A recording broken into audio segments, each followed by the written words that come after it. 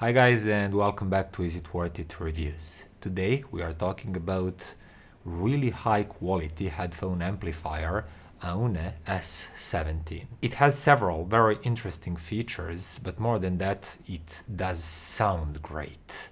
So let's dig in. Now, just before I get into details, I wanted to mention the price. Aune S17 costs $700. And what do you get for that amount of money? Well, let's start with connectivity. Okay, it takes a little to lift it because it's a weighty product. So in the back, you can see two sets of analog inputs, RCAs single-ended and XLRs balanced. Also two sets of analog outputs, XLRs and RCAs. Both of these are variable, so they react to your volume adjustment, meaning that you can use this one as a small preamp if you wish to do that. Then in the front, we can see three headphone outputs. There is 6.3 millimeters single-ended out, then 4.4 millimeters balanced, and XLR balanced. This head amp features fully balanced technology. So if you have balanced inputs and the balanced output, it's truly balanced, not one of these connectors for convenience. Now I'll quickly turn it on so you can see how it looks. And there's not much to talk about it really because it's a headphone amplifier. And okay, as you can see, there is a display, there's one volume knob. It can be clicked and double clicked. And then you can use a remote, which is small but made out of aluminum, definitely nicer and more premium than those small plastic ones. And now that we are done with connectivity, let's talk about what's inside a little bit. It starts with a high quality power supply. It's a linear power supply, that means big transformer, and there is a huge bank of capacitors inside. And that means powerful and stable power supply. Then the amplification is done by JFET transistors, and those are working in Class A mode. And I was especially interested to hear how it sounds, because I know that JFETs, when they're working in Class A, they do not sound like typical transistors. And I know that because I'm using a preamp in my room setup that's based on JFETs working in Class A modes. And that brings a really interesting tonality that's warm and lush, and it reminds on tubes, but actually it offers that resolution and speed and dynamics of solid state. But that preamp is a much more expensive device, and I was curious to see if that similar tonality and those similar qualities will be noticeable in this head amp too. Now, being Class A, it means that they draw power at all times. It doesn't matter if you're playing music or not, meaning that they work at full capacity at all times. And that's actually good for audio quality, but it heats much more than traditional Class AB or Class D modes. So this thing runs quite hot. And there are two different settings that you can use. One is lower current, 50 milliamperes, and the other one, when you double click this, and the display goes red around the edges, and that's 100 milliamperes. Meaning that even higher current is run through these JFET transistors at all times. And that changes the sound tonality a bit, but we'll talk about that a little bit later in the sound section. But for now, I wanted to mention this. When it's in 100 milliamperes mode, it will run even hotter. And the manual says that if it reaches 69 degrees Celsius, the unit will automatically switch back to 50 milliamperes mode to cool down a little bit. But I tried running it in a higher 100 milliamperes mode, and I did that for 5 or 6 hours, and it stabilized around 64 or 65 degrees, and I never reached 69 and it never had to fall back to the lower current mode. And that was in a fairly warm room. I keep my rooms around 24 or 25 degrees Celsius. As you can see, I'm always in t-shirts. But aside from those transistors, there are some other nice touches here. For example, volume control is not done by the potentiometer, but by using R2R network. That's a network of resistors. That means that both channels are perfectly balanced, and even at really low volumes, you will not hear any channel disbalance, something that happens with traditional potentiometers. And one last thing is power. This thing goes up to 7.5 watts in, I think, 16 or 32 ohms. I'll put that on the screen. So that's the maximum power that you could possibly get from it. If you use higher impedance headphones or single-ended output instead of balanced ones, you get lower and lower output. But no matter what output you use, what mode, this thing is really powerful and you feel it. There's plenty of power, plenty of drive. I didn't have any problems no matter what type of headphones I connected to this one. And that leads us to the sound. Now I started my listening with this lower 50 milliamperes mode. And at first I thought that the sound was quite thin and bright, but that impression is only when you start up the unit cold. This is Class A and it needs some time to warm up. After some 15-20 minutes, it starts to sound much fuller and nicer. And that's actually something that I also know to be the case for my preamp that I mentioned is also JFET in Class A mode. I also turn it on before I start listening to the music, some half hour before that. After that initial warm-up period, that initial thinness and sharpness disappears completely. And this is one really highly revealing headphone amplifier, but it also has great kick, great dynamics and great punch. And there's a really wide and spacious soundstage. Instruments are well separated. Everything happening in the recording has its own place, some empty space around it, then you have some other tones, instruments.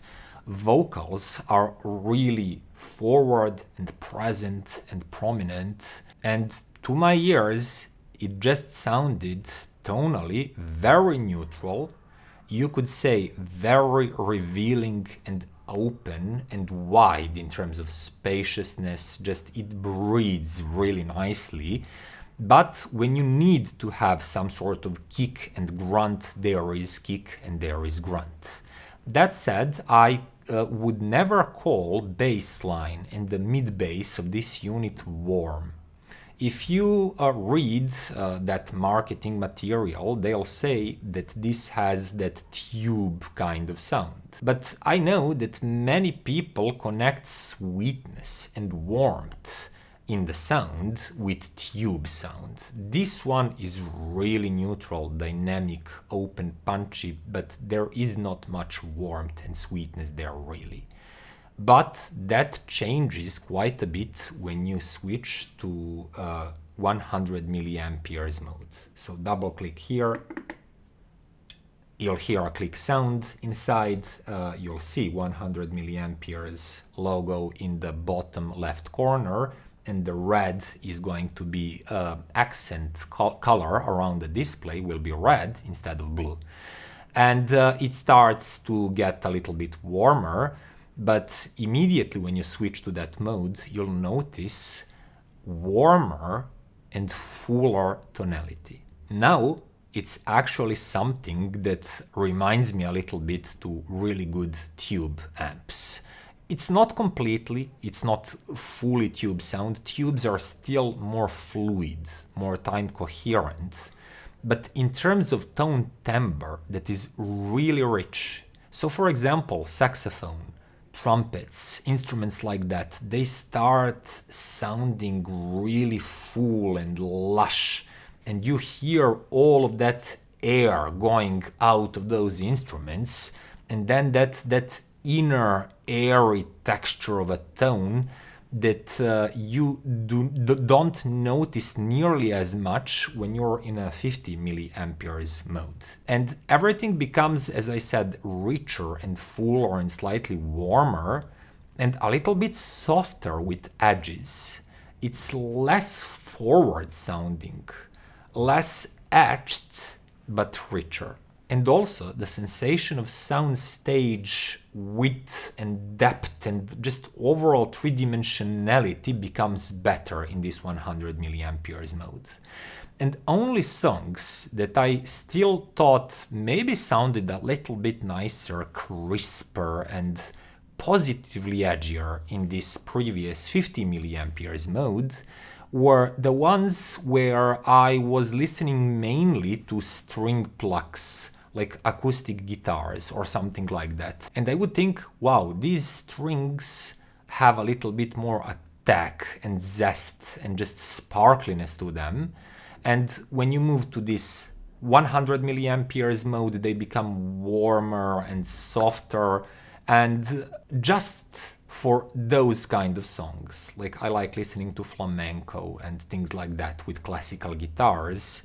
I thought that 100 milliamperes mode took a little bit of edge from those plucks. But basically in all other cases, all other music genres that I personally tried and all other instruments, including vocals, I actually preferred 100 milliampere mode. And I find it actually really convenient and positive that you can switch between these two modes just by double-clicking this button. It's really quick, it's really easy, and you can choose slightly different tonality, slightly more forward, analytical, and a bit more aggressive, 50 milliamperes, or warmer, fuller, tonally richer, 100 milliamperes. So as you can see, I was really happy with the overall sound quality of S17. But as usual, the real test is when you compare a device with some other really good sounding devices. And the best headphone amp that I had at my disposal was Topping A90 Discrete. This is one really dusty head amp. Okay, I'm a slob, but what I wanted to say really is that this is one really powerful and punchy sounding head amp. And when I compared them directly, I first started my comparison using 50 milliamperes mode. And I noticed that even in that mode, S17 simply sounded richer. Tones have more richness. If you would to listen to a vocal or any wind instrument or just any acoustic instrument, everything sounds a little bit richer and more realistic. But more than that, the sound stage is wider, there's more empty space, it's just like spread more, slightly more empty space between different tones, and also dynamics come easier to S17. It goes up and down in dynamic songs with more ease than Topping A90 Discrete. And that's interesting because on paper A90 Discrete has more power. And dynamics and power are usually connected. But if I didn't know that, if I was just listening to these, I would say that S17 is the more powerful one. It drives everything with more ease, with more punch, and it sounds really effortless while doing that. I noticed that I could crank the volume higher with S17 without actually noticing that it's becoming too loud. Because when you really crank the volume up, Topping will get confusing and more congested sooner than S17 will.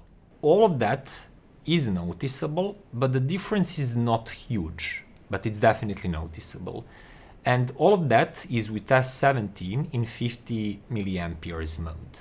When you switch to 100 milliamperes, it becomes noticeably richer and fuller sounding and lusher and just three-dimensional and airier than Topping A90 Discrete. And in that case, it's in a tier above this amp. There is no doubt about that.